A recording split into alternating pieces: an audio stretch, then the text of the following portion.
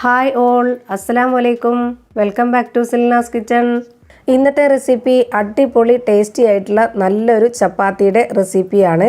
ഈ ഒരു ചപ്പാത്തി കറികളൊന്നും തന്നെ ഇല്ലാതെ വെറുതെ കഴിക്കാൻ പറ്റുന്ന അടിപൊളി റെസിപ്പിയാണിത്. ഇന്നത്തെ റെസിപ്പിയിലോട്ട് കിടക്കുന്നതിന് മുമ്പായി എൻ്റെ ചാനൽ ആദ്യമായിട്ട് കാണുന്നവരാണെങ്കിൽ പ്ലീസ് ഒന്ന് സബ്സ്ക്രൈബ് ചെയ്തേക്കണേ. ഇനി റെസിപ്പിയിലോട്ട് കിടക്കാം. അപ്പോൾ ഈ ഒരു ചപ്പാത്തി തയ്യാറാക്കാനായിട്ട് ഞാനിവിടെ 2 കോഴിമുട്ട ഒരു പാത്രത്തിലേക്ക് പൊട്ടിച്ചൊഴിച്ചു കൊടുക്കുന്നുണ്ട്. ഇനി ഇതിലേക്ക് ഇതേപോലൊരു സ്പൂണിൽ 2 സ്പൂൺ പഞ്ചസാരയാണ് ചേർത്ത് കൊടുക്കുന്നത്. നമ്മുടെ ഈ ഒരു ചപ്പാത്തി റെസിപ്പി ലൈറ്റ് ആയിട്ടുള്ള ഒരു മധുരത്തിൻ്റെ ചപ്പാത്തിയാണ്. ഇനി ഇതിലേക്ക് മധുരത്തിനെ ഒന്ന് ബാലൻസ് ചെയ്യാൻ വേണ്ടിയിട്ട് ഒരു നുള്ള് ഉപ്പ് ചേർത്ത് കൊടുക്കുന്നുണ്ട്. ഇനി ഒരു നുള്ള് സോഡാപ്പൊടി കൂടി ചേർത്ത് കൊടുക്കാം.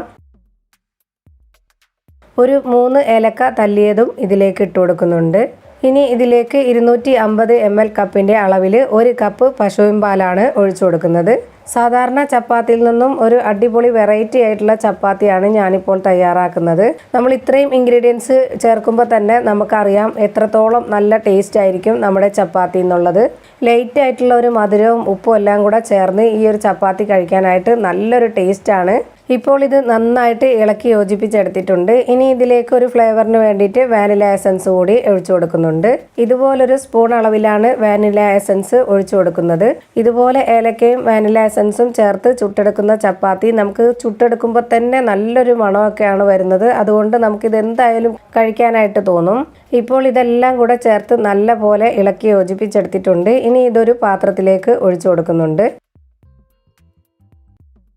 ഇത് മുഴുവനായിട്ടും ഈ ഒരു പാത്രത്തിലേക്ക് ഒഴിച്ചു കൊടുത്തിട്ടുണ്ട്. ഇനി ഇതുപോലെ ഒരു കപ്പിൽ 250 ഗ്രാം അളവിൽ ഗോതമ്പ് പൊടി 2 കപ്പ് ഇപ്പോൾ ഇട്ട് കൊടുക്കുന്നുണ്ട്. ഇനി ഇത് ഇളക്കി കൊടുത്തതിന് ശേഷം 1 കപ്പ് ഗോതമ്പ് പൊടി കൂടി ഇട്ട് കൊടുക്കാം. ആദ്യം തന്നെ ഒരുമിച്ച് ഇട്ട് കൊടുക്കാത്തത് പരുവം തെറ്റണ്ട എന്ന് കരുതിയിട്ടാണ്. ഇനി ഇത് നന്നായിട്ടൊന്ന് ഇളക്കി യോജിപ്പിച്ചെടുക്കാം. ഇപ്പോൾ ഇത് ഇളക്കി യോജിപ്പിച്ചിട്ടുണ്ട്. ഇനി ഇതിലേക്ക് 250 ഗ്രാം ഗോതമ്പ് പൊടി കൂടി ചേർത്ത് കൊടുക്കാം. ഇനി ഇതെല്ലാം കൂടെ ഒന്ന് നല്ല പോലെ യോജിപ്പിച്ചെടുക്കുന്നുണ്ട്. അപ്പോൾ ഇതിലേക്ക് നമ്മളിപ്പോൾ ചേർത്ത് കൊടുത്തിട്ടുള്ളത് 1 കപ്പ് പാലും 2 മുട്ടയും 3 കപ്പ് ഗോതമ്പ് പൊടിയുമാണ്. ഇപ്പോൾ ഇത് നന്നായിട്ട് യോജിപ്പിച്ചെടുത്തിട്ടുണ്ട്. ഇനി സ്പൂണിലൊക്കെ പറ്റിപ്പിടിച്ചിരിക്കുന്നത് ഒന്ന് ഇളക്കിയിട്ട് കൊടുക്കാം. ഇനി ഇതിലേക്ക് ഇതുപോലൊരു പീസ് ബട്ടർ ഇട്ട് കൊടുക്കുന്നുണ്ട്. ഇത് ഞാൻ ഉരുക്കുന്നില്ല, ഉരുക്കാതെ തന്നെ ഇതിലേക്ക് കഷ്ണങ്ങളാക്കി ഇട്ട് കൊടുക്കുകയാണ് ചെയ്യുന്നത്. ഇതുപോലെ തന്നെ ചേർത്തെടുക്കുന്നത് നമ്മൾ ചപ്പാത്തി ചുട്ടെടുക്കുമ്പോൾ പല പല സ്ഥലത്തായിട്ട് അത് ഒരു എണ്ണമയം ഉണ്ടാവാൻ വേണ്ടിയിട്ടാണ്. ഇപ്പോൾ ഞാനിത് നന്നായിട്ട് കുഴച്ച് റെഡിയാക്കി എടുത്തിട്ടുണ്ട്. ഇനി ഇത് കുഴച്ച് വെച്ച ഉടനെ ചുട്ടെടുക്കരുത്, അപ്പോൾ നമ്മൾ ഉദ്ദേശിച്ച പരുവം കിട്ടത്തില്ല. ഒരു 30 മിനിറ്റെങ്കിലും റെസ്റ്റ് ചെയ്യാനായിട്ട് വെച്ചതിന് ശേഷം വേണം ഇത് ചുട്ടെടുക്കാനായിട്ട്. ഇനി ഇത് റെസ്റ്റ് ചെയ്യാനായിട്ട് അടച്ചു വെക്കുന്നുണ്ട്. എൻ്റെ വോയിസിൻ്റെ ഇടയിൽ ഭയങ്കര ഒരു എരപ്പായിട്ടുള്ള ഒരു ശബ്ദം കേൾക്കുന്നത് മഴയുടെ ശബ്ദമാണ്. നല്ല മഴയാണ് ഇവിടെ. ഇപ്പോൾ ഒരു 30 മിനിറ്റ് ആയിട്ടുണ്ടാവും. ഇനി നമുക്കിതൊന്ന് തുറന്ന് നോക്കാം. ഇപ്പോൾ നമ്മുടെ മാവ് നല്ല സോഫ്റ്റ് ആയിട്ട് നല്ലൊരു പരുവത്തിൽ കിട്ടിയിട്ടുണ്ട്. ഇനി കയ്യിൽ ഒരല്പം ഓയിലോ എണ്ണയോ ഒന്ന് സ്പ്രെഡ് ചെയ്തതിന് ശേഷം നമുക്ക് ഇതുപോലെ ഓരോ ഉരുളകളാക്കി മാറ്റാം. ഇതുപോലെ ഈ ഒരു വലിപ്പത്തിലാണ് ഞാൻ ഓരോന്നും ഉരുട്ടിയെടുക്കുന്നത്. ഇതേപോലെ ഈ ഒരു വലിപ്പത്തിൽ എല്ലാ മാവും ഉരുട്ടിയെടുത്ത് വെക്കുന്നുണ്ട്. ഇനി ഇതൊന്ന് പരത്തിയെടുക്കാം. ഈ മാവ് പരത്തിയെടുക്കാനായിട്ട് വളരെ എളുപ്പമാണ്. നമ്മൾ അത്രയും നന്നായിട്ട് കുഴച്ച് റെഡിയാക്കി എടുത്തതുകൊണ്ട് നല്ല സോഫ്റ്റ് ആയിരിക്കും ഈ ഒരു മാവ്. ഇത് നല്ലോണം അമർത്തി പരത്തേണ്ട ആവശ്യമില്ല, നൈസായിട്ടൊന്ന് അമർത്തി കൊടുത്താൽ മതി. ഇപ്പോൾ മാവ് ഇതുപോലെ ഒന്ന് പരത്തിയെടുത്തിട്ടുണ്ട്. ഇനി ഇതിലേക്ക് കുറച്ച് പാൽപ്പൊടി ഇട്ട് കൊടുക്കാം.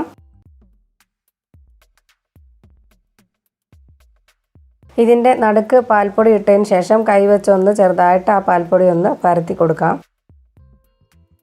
ഇനി ഇതിന് മുകളിലേക്കായിട്ട് ലൈറ്റായിട്ട് പഞ്ചസാരയും കൂടെ ചേർത്ത് കൊടുക്കുന്നുണ്ട്. ലൈറ്റ് ആയിട്ടുള്ള ഒരു മധുരമാണ് ഇത് കഴിക്കാനായിട്ട് നല്ലൊരു ടേസ്റ്റ് കിട്ടുന്നത്. ഇനി ഇതിൽ കൂടുതൽ മധുരം ആവശ്യമുള്ളവർ അതിനനുസരിച്ച് ഇട്ട് കൊടുക്കാം. അതൊക്കെ ഓരോരുത്തരുടെ ഇഷ്ടാനുസരണം ചെയ്യാം.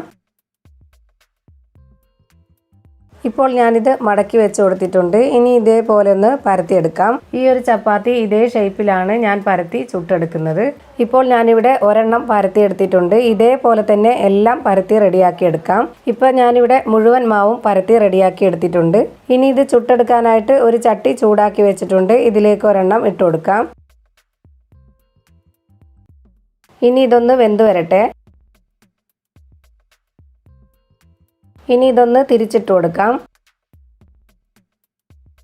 ഇപ്പോൾ ഈ ഒരു ഭാഗം കൂടെ വെന്ത് വന്നിട്ടുണ്ട്. ഇനി ഇത് ഒന്നുകൂടി തിരിച്ചിട്ട് കൊടുക്കുന്നുണ്ട്.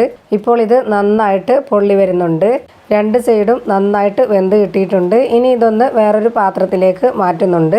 ഇതേപോലെ തന്നെ മുഴുവൻ മാവും ഞാനിവിടെ ചുട്ട് വെച്ചിട്ടുണ്ട്.